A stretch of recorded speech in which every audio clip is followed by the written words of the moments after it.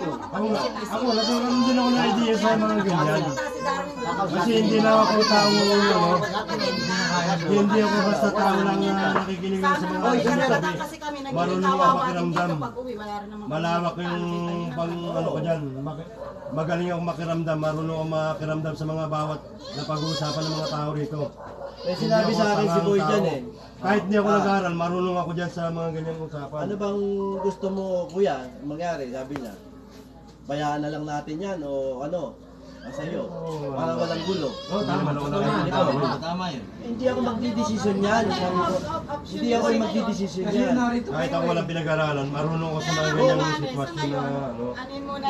Kung ayaw nilang ibigay yan, wala namang problema eh. Wala namang problema. Wag lang yung nagiging, pag nag-uusap niya, yung nagiging sama natin, parang kakamagtaanak tayo, nagkakawa tayo. May ibang opsyon. Napag-usapan na eh, na ayaw nilang pumayag. Pag pagpalagay na, may ibang opsyon. Ayaw man nilang ibigay yan. Ibigay natin sa O sila, may time na umuwi.